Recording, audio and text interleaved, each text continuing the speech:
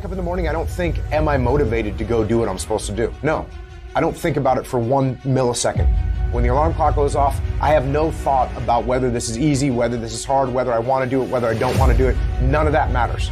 It's an emotionless, thoughtless discipline. When the alarm clock goes off, you get up, you get out of bed, and you go do what you're supposed to do. I don't care how it feels. I don't care if it's easy or hard. It doesn't even matter to me. It's just a reaction, it's a discipline, and it's life. And that's the way I choose to live my life. It is not what you perceive about me. It's what I perceive about me. It's not what they say about you that matters. It is what you say about you that threatens your destiny. You will never be defeated by what they say about you. You will be defeated by what you say about you. The difference between successful people and non-successful people is here. You have to change this. So if you're at a place in your life and you ain't happy with it, you have to change some things. But you have to make a conscientious decision that you're going to change. And it's not dependent on anybody else. It don't matter what your mama think. It don't matter what your coworkers think. It don't matter what your siblings think. It don't matter what your children think. It don't matter. They have nothing to do with it. This decision is yours and yours alone. Your hardships, your challenges, your situation will either be the reason you don't make it, or it will be the story you tell when you do make it, and you get to make that choice. Those of you that are achieving, one of the reasons the achievement is slowed down is you've allowed yourself to feel less desperate. When you were broke and starting your business, or when you were brand new in your relationship and you were desperate to get her to love you or desperate to get him to love you, you took massive big action. How many of you are moms in the room? Raise your hand. If you woke up tomorrow morning and your baby wasn't in their bed, would you be desperate right away, yes or no? Big time desperation. You wouldn't be thinking about what you need to do. You'd be acting, wouldn't you?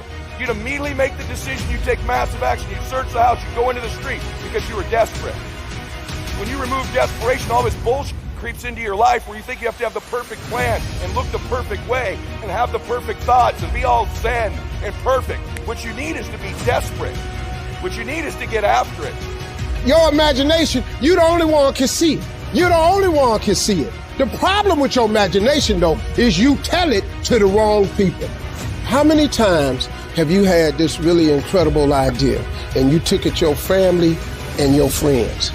You shared it with them and they shot it down. You know why they shot it down? Because they couldn't see it. See, all this stuff you've been imagining, you ought to start working on it. Your real life is in your imagination. Dust off your imagination and just go for it. You got to try. Quit waking up thinking you ain't got no say-so in your life. You have a choice in this matter. You can't stop what happened to you, but you can doggone sure do something about what happened to you. Life is 10% what happened to you, is 90% what you do about it.